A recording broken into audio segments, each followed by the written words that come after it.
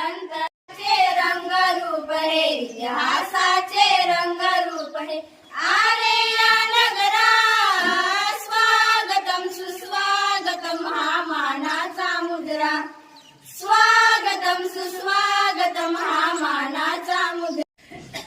Awade sir यांचा सन्मान करण्यासाठी मी दळवी सरांना विनंती करते की त्यांनी गुलाबाचा फूल देऊन त्यांचा सन्मान करावा।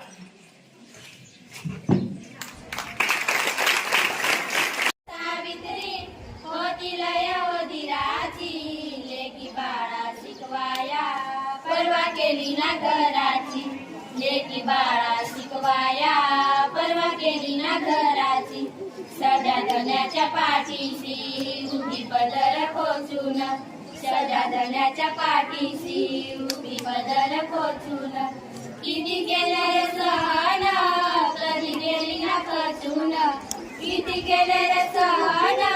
सावित्रीच्या लेकी आणि शिक्षण कधी सोडणार नाही शिक्षण कधी सोडणार नाही उभा संसार मोडणार नाही। भारताच्या स्त्री शिक्षणाची गंगोत्री म्हणून ओळखल्या जाणाऱ्या भारतातील पहिल्या मुख्याध्यापिका सावित्रीबाई।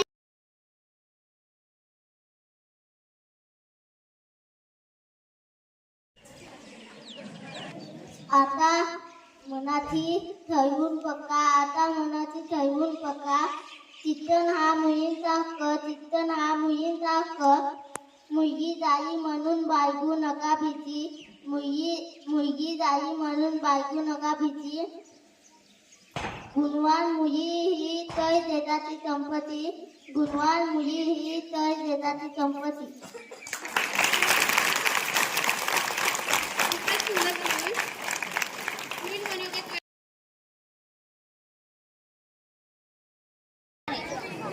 स्त्रियांच्या अंधाराच्या उन्हात पेटवल्या ज्ञानाच्या जोगी स्त्रियांच्या अंधाराच्या उन्हात पेटवल्या ज्ञानाच्या जोगी म्हणून तर जगती अमर आहे सावित्री म्हणून तर जगती अमर आहे सावित्री। सन्माननीय व्यासपीठावरील मान्यवर वंदनीय गुरुजन वर्ग व येथे उपस्थित माझ्या सर्व विद्यार्थी मित्र मैत्रिणींनो, आज 3 जानेवारी क्रांतीज्योती सावित्रीबाई फुले यांची जयंती। याची सावित्रीबाई फुले या भारताच्या पहिल्या महिला शिक्षिका।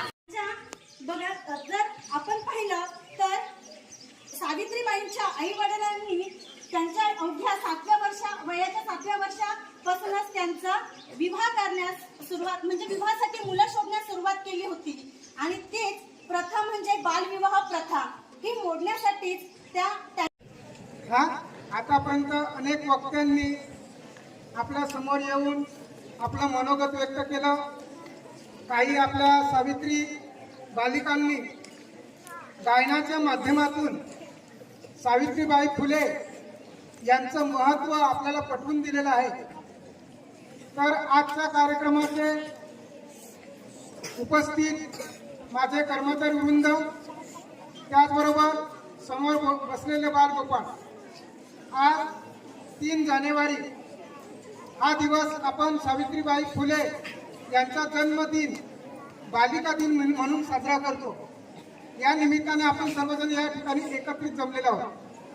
आतापर्यंत अनेकांनी सांगितलेलं आहे सावित्रीबाई फुलेंनी काय केलं, ज्योतिबा फुलेंनी काय केलं, त्यांचा काळ कोणता होता आणि आताचा काळ कोणता आहे, हा सगळा इतिहास तुम्हाला माहिती